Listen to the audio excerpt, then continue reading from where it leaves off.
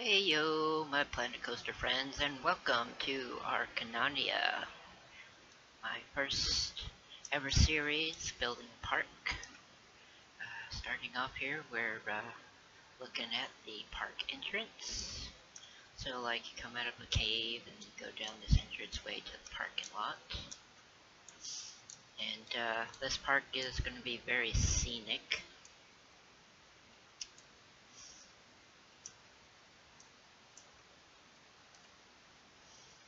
And yeah, expect to see a lot of nature shots all over the place.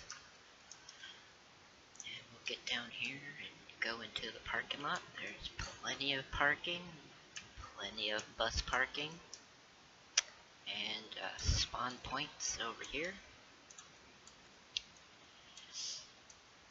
And got some lodging, calling this the Wolf Lodge.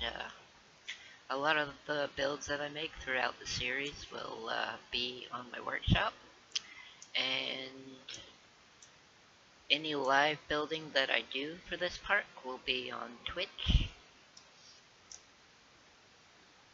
And we'll just kind of touch base here and there. Coming over to the park entrance.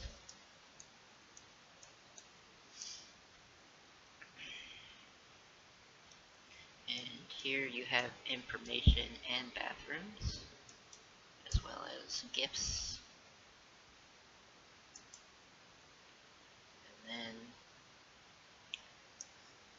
I really like the waterfall aesthetics, and I enjoy decorating the bottom of the water, even though you don't really need to. I just think it adds an extra pizzazz, and I like to do nature with color zips.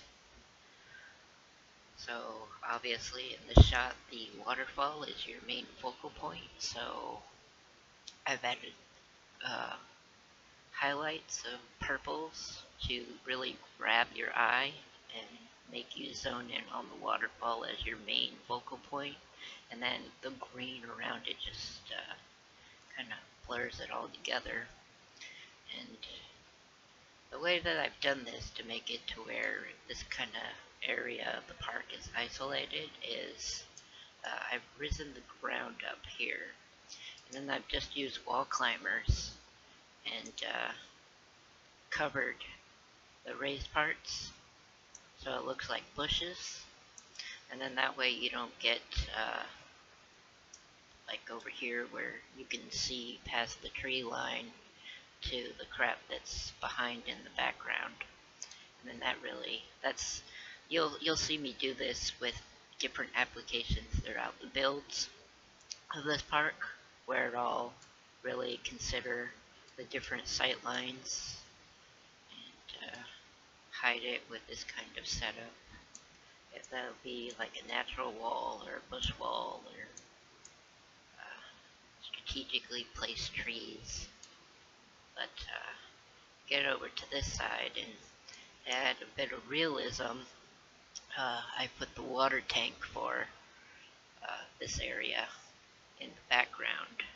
So you're like, okay, well, where do they store this water when the park's closed? Well, that's where it's at. It's up in the water tower, and that also helps with water pressure for these taller waterfalls. And so we have our park entrance to Acarnania. It's a Greek word. And as you come in, if you go to either side, you have the option of lockers. And then you come into the main entrance plaza where you have your family meet point of the fountain. And then if anybody wants that fountain, I'll put it on the workshop later, but now, yeah, I'll get around to it. And then I have these planters, which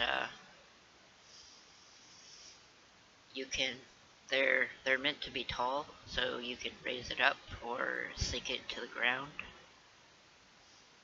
And then that way, you can do this cascading planners in your paths. And then I put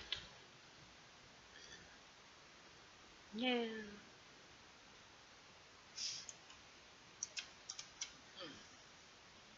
And then I put the barriers inside of them. I mean, I could delete the pathing around them, but I just chose to set barriers. Because sometimes their pathing, when you freshly load the park, gets all finicky, and they don't like to navigate this area around these planters when I've removed the pathing. They like clip into the benches, and yeah, so I just use barriers in this occasion. You'll see me use other people's little micro builds throughout the park, and yeah, it's time savers really. I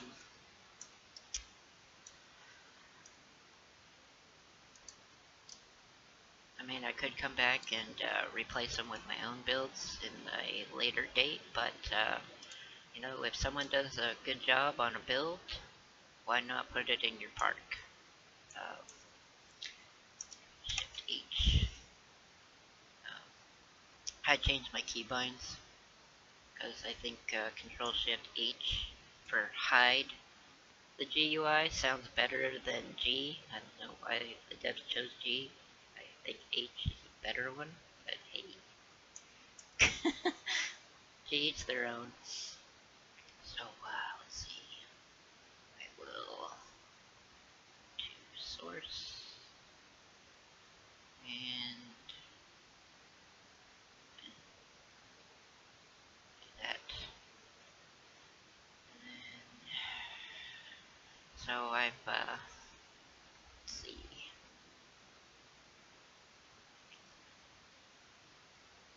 That one's SDANs. That's,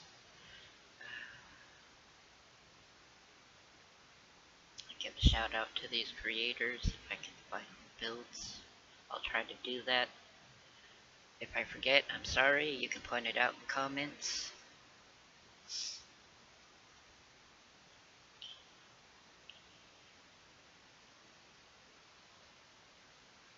You know, when you scroll over it like this, it should say the creator on it, you know? That would be helpful for a lot of YouTubers if you could just scroll over someone's creation and it says who made it, the creator's name.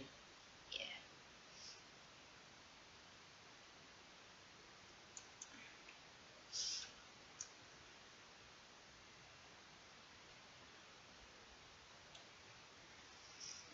Okay, so this is our big entry plaza. It's scenic. Throughout the series, I'll be using these portals, and they're just there to block out the sightline of the area, and then I'll drop some like carts or something, just so it's not like a complete dead end. But and then as we develop the park, I'll take those out. But this is like your family opener to the park. Just a couple of classic rides. Get you going. Yeah. And then coming over this way, I got a staff-only zone, which is undecorated for now.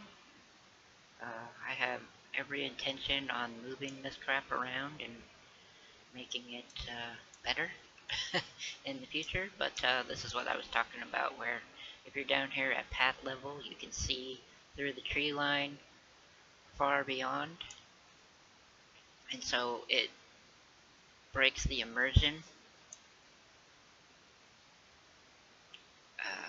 of the area that you're trying to theme out, and you can see off into the far distance. So doing lifted hills with a bunch of bushing and stuff really helps keep the immersion in the area that you're building.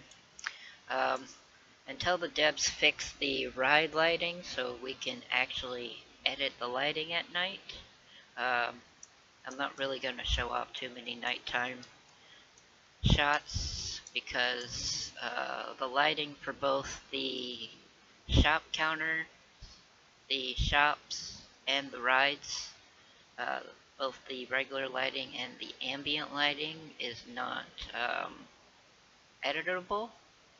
So by default, they produce this really blinding bright white light, and it just totally breaks the immersion of your nighttime lighting. So until the devs fix that, I'm not going to show nighttime uh, of the parks. I'll still keep it lit and everything for future proofing, so I don't have to, spam a bunch of lamps at the end of the series. But yeah, they'll pretty much just be showing daytime shots of the park. And yeah, so I don't know if you notice, I'm probably sniveling in this, and it's because the allergies around my area are super bad. But I made these little carts that are up on the workshop. This one's a hand cart where you pull it around, and this one is meant to be a horse or ox-drawn wagon. Devs, if you're watching, can you make us a ox or horse animatronic so we can, actually like pull these things? That would be nice. Please. um, okay, so then we're gonna go in here, and it's completely unfinished, but again, I build these things on Twitch, and then I'll kind of do a recap uh, on YouTube. But here is, I don't have the name for it yet, but this is like a non-extreme kind of family fun roller coaster spinner. Uh, it's not like a hyper spinner where it, by riding it you're gonna like vomit. I have vertigo, so you'll never see me create rides where it's like, oh, I'm gonna throw up just by watching the POV. No, no. But so yeah, here again I've decorated the bottom. I've added some color pops. Um, right here, what I did with these is if you take any of the bushes and you flip them upside down, um, the darker shading is locked in to the plants, so you can get that shadow effect by taking any bush and just flipping it upside down and plopping it underwater, and then that way it because unless the sun is directly 12 o'clock down on your pond, it will always cast shadows inside of your ponds. And so the best way to simulate that is to use the uh, shadows that are built into the plants that by flipping them upside down. And so then you have a more natural shading effect inside of your underwater environments. Um, yeah. Um, yeah, again here, I've got, mostly green, some uh, points to draw you in is the waterfall, and then I have color pops here and there that, help catch your eye and just really, really help you out there. But the idea is that the water is coming out and flowing down, and then flowing this way, and then down and into this pond, and then it goes this way and down this waterfall and into this pond. Um,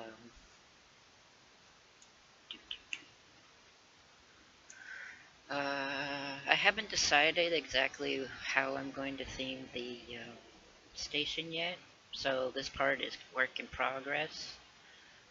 I'm more than likely going to have an exit station and then a entrance station That way we can get higher throughput for this coaster, since this one's probably going to be the only coaster for a long while in the park.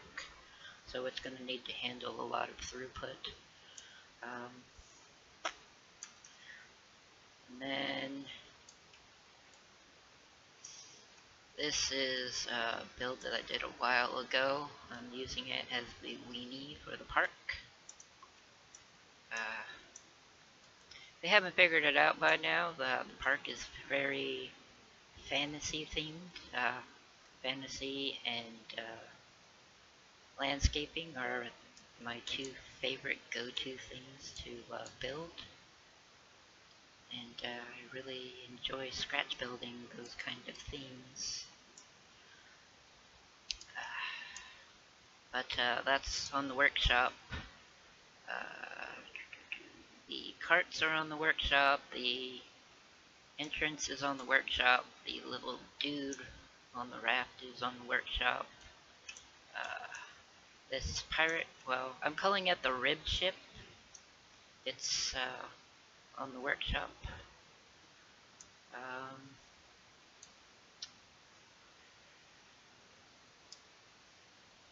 This broken bridge to the gazebo is on the workshop.